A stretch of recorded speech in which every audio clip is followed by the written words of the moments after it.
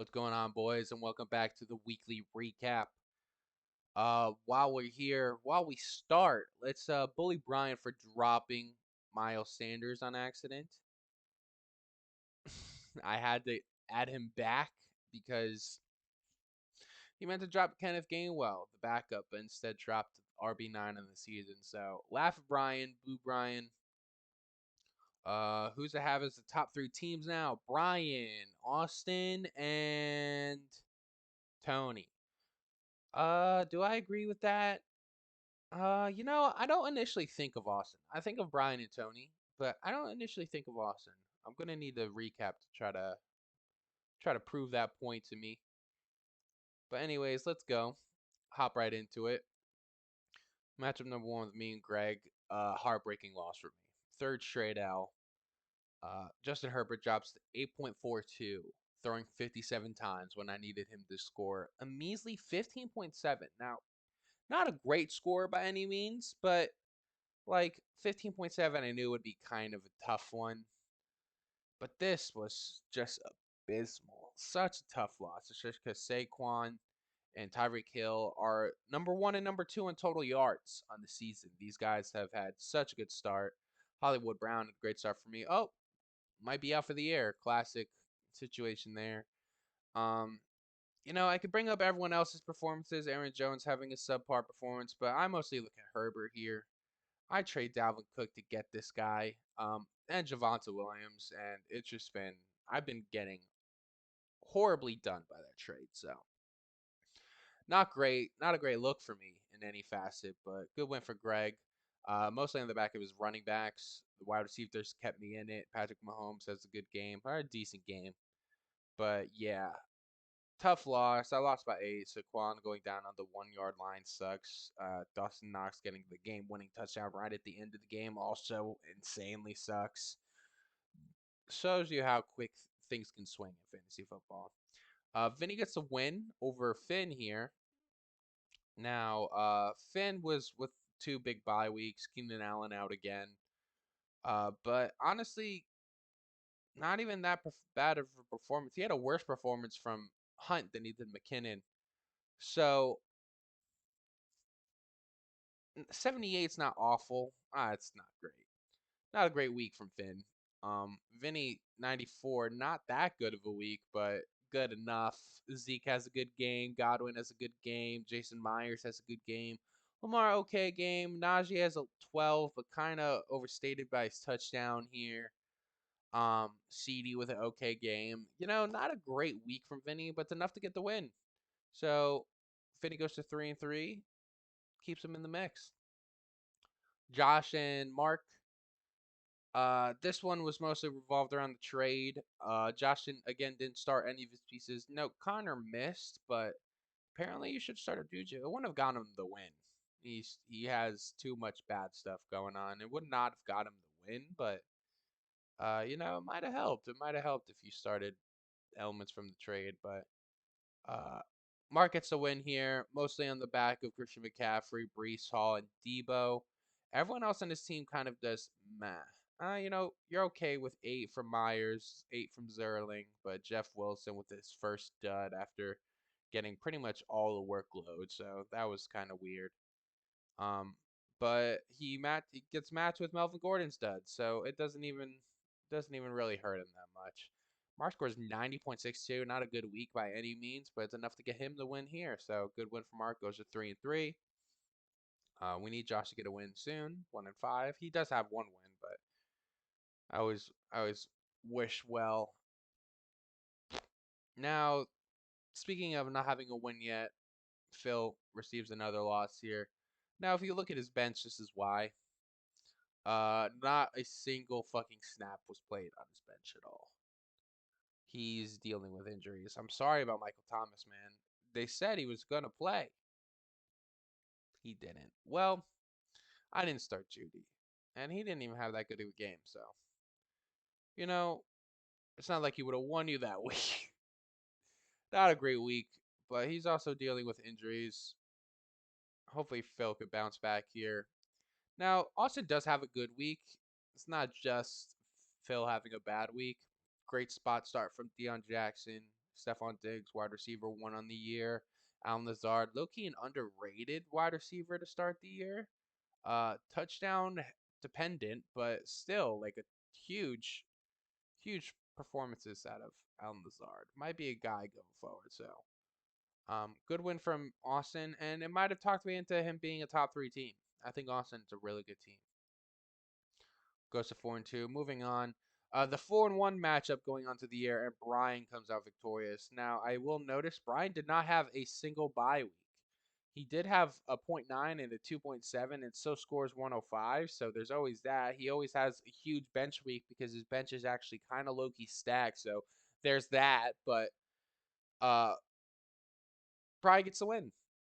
Um, Marcus Valdes-Scantling has a 0. Derrick Henry didn't play, had the bye, so you could mention that. But it's mostly the Seattle wide receiving core he has not having that good of a game. Valdes-Scantling not having a catch. It's kind of it. Josh Allen and Dalvin Cook do what they're supposed to do, but yeah. Tony loses by 38. Brian goes to 5-1, looking like the best team to start. Definitely the favorite after 6 weeks. And a brutal loss here for Mateo. Mateo gets a tough loss here coming from the running back positions as they underperform. The great flex start of Ayuk, Mark Andrews coming in clutch, Jefferson and Waddle outperforming expectations. I guess Waddle, not Jefferson. Jefferson's actually always expected to do well, but tough start from Geno, but that's not really where the loss comes. The loss comes because Jamar Chase goes absolutely fucking ape shit.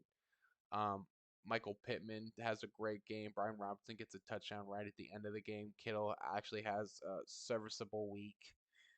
So obviously it's a tough matchup, especially because you lose by like what 3.3. Yeah, really tough matchup. But did he have to win on the bench at all with running back? No, he didn't. It's just a tough loss, man.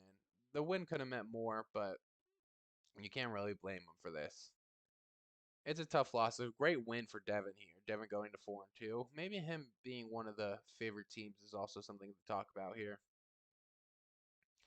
So that was the week. Let's preview, shall we? Let's preview the next week. Now, this is a must-win game for me with Devin and I. Projected about the same. I don't have a defense yet. How am I projected so much? All right, whatever. Um, Devin and I's matchup has been relatively even. I have a bit of an edge early on. Um, Devin got the first win, and I seem to have a good start, but Devin has come back in recent years. He won last year because I was awful. Um, I have him on averages, but averages could be all over the place. So here's what the head-to-head matchup looks like. Devin trying to get it a little more even this year, but I'm in a must-win game. The Mark and Vinny matchup, the classic 6-0. 5-0 in the regular season, obviously the infamous playoff win where he barely won by like point 0.9. That's huge. Let's see how this is in terms of the context of this season. Projected they actually both don't have their starting lineup in, so interesting, interesting. We'll see how that goes. Vinny's looking kind of funky, but Mark might get the win here because I think Vinny has two tight end buys. Bill's defense has been pretty big for him. But I mean, who knows? He gets DeAndre Hopkins back. He's been begging for a good wide receiver. Why do I have Brian up here? So yeah, there's that matchup. We'll see who wins there. The 0-6 and 105 matchup, the Phil versus Josh. Let's see how that matchup has gone. We're sitting at a 3-2. Josh has very, very high average. He must have had, yeah, 146. Damn. Damn, damn, damn. So overall, pretty small sample size, relatively even, but Phil actually won the last matchup. Um, we'll see how that pans out. Let's see the context of this season and what that means. Again, both having a rough start. So projected pretty low, but projections are just full of horseshit. I'm pretty sure I was projected like 119 last week, so Yeah, fuck that. I hate being actually highly projected. I'd rather be projected lowly. So next matchup, we have the Tony versus Austin matchup. Now Tony has two huge buys. He gets Henry back, but goddamn, he's missing Josh Allen and Dalvin Cook. That might be too big of a loss here. Austin might have another easy win. Austin kind of getting a little blessed with schedule right now. Let's see how the context of the matchup looks. Austin has one little edge on him. Now Tony did pull it back a little closer last year. The one playoff win is what separates them. Austin seems to be the king of having playoff wins with scoring like 80 or lower points.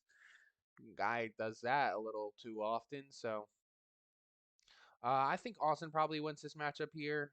Tony kind of having a bit of a fall from grace. When we're getting to the bye weeks, the teams with less depth start crumbling a little bit. So we'll see how that goes. Now, this is a fantasy football rivalry. I don't know what stemmed from, but I always think of Mateo and Brian to be a tough matchup. Mateo with a tough loss, he would call this a must win. Brian could afford a loss, but I don't think he ever wants to lose. Clearly. So overall, this is going to be a tough matchup. Looks like projections have them all pretty even. But we'll see. Olave still in concussion protocol. We'll see how that pans out. Who has the head-to-head matchup here? Dead fucking even. Damn. Mateo's won the last two to bring it even, but yeah, I just know this to be quite a rivalry. I don't know what started this, so we'll see what happens here. It's gonna be a tough one. Even average scores are pretty fucking even. Damn. I love good matchups like that. Moving on, last but not least, we have Greg coming off a win and Finn coming off a loss. Finn put Dak back in. Is Dak healthy? Is Dak projected stuff? I guess he is because Finn's projected 104. Interesting. So Dak is back. Finn not really dealing with Cooper Cup buy. Actually, pretty big buy. No buy. No real impactful bye weeks. I'd say. Um, from Greg, but it's still going to be a pretty even matchup. Greg got the win based off the running back performances. We'll see how those pan out moving on later. Let's see how the head-to-head matchup looks with these two, 4-2. Again, this is kind of just small sample size. When we only have like 6 matchups total, not a ton you could look at here, but 4-2. Um, Greg won 2 prior to Finn's last win, but last year's win was also a fucking nail biter, apparently. Why is this spot just missing? Did Finn not start anybody and still won? That's hilarious. Um, yeah, tough matchup, but and actually does have some implications here. I'm pretty sure I'm going to be cheering against everyone in my division since I need to start catching up. So, fuck Finn, go Greg, and yeah, we'll see where that goes. That should be about it. That's all I have for this week's weekly recap. I'll see you next week. Probably back on Tuesday. Won't do this Wednesday shit again, but we'll see. We'll see. Anyways, boys, good luck to you this week, everyone except Devin, and hope you have a good rest of your weeks. All right, boys. See ya.